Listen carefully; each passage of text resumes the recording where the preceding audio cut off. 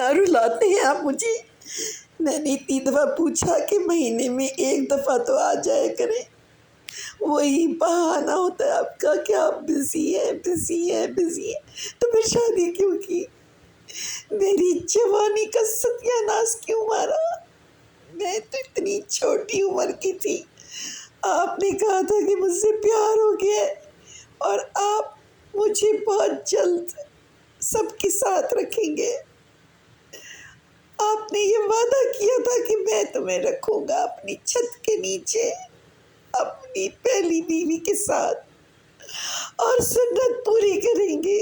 آج میرے بچے اور میں دونوں ہی رل گئے، وہ آپ کی شکل دیکھنے کے لیے ترس جاتے ہیں، بابا کا ہے بابا کا ہے بابا کا ہے، اور میں بہانے بہانے سے بتاتی ہوں کتنا ظلم کر رہے، کتنا ظلم۔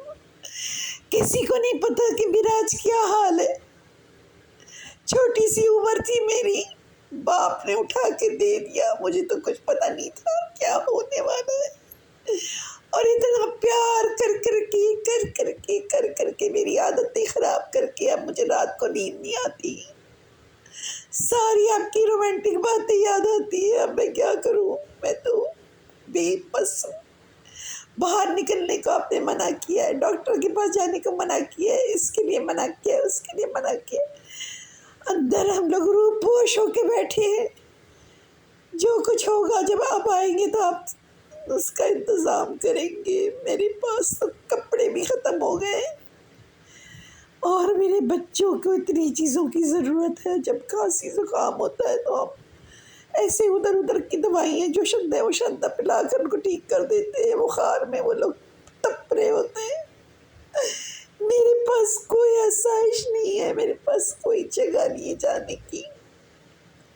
سارے رشتہ دار مجھے لعنت دیتے، کہتے ایسے گندے آدمی کے ساتھ، اتنا گندا نشیڑی کے ساتھ تم نے کیوں شادی کی؟ تم کو سمجھ میں نہیں آیا یہ ہم غریب لوگ ہیں، وہ لوگ ہماری خیال نہیں رکھیں گے، ہماری عزت نہیں کریں گے، ہمارے کسی قسم کا بھی اہمیت نہیں دیں گے۔ وہ اپنی بڑی بیوی کے ساتھ رہے گا، تمہیں مسل کے کچل کے انہی گلیوں میں مار دے گا، قبرستان بنا دے گا تمہارے گھر کو۔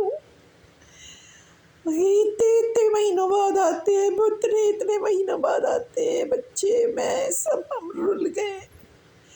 کاش کہ میرے باپ نے مجھے بیچا نہیں ہوتا آپ کے حوالے، اسے بیچا ہی تھا نا، چیزیں ویزیں دی تھی تو وہ بکی گئی نا۔ میں چھوٹی سی 14 سال کی جوانی، آگ لگا دی آپ نے، آگ لگا دی، خدا آپ کا حساب لے گا۔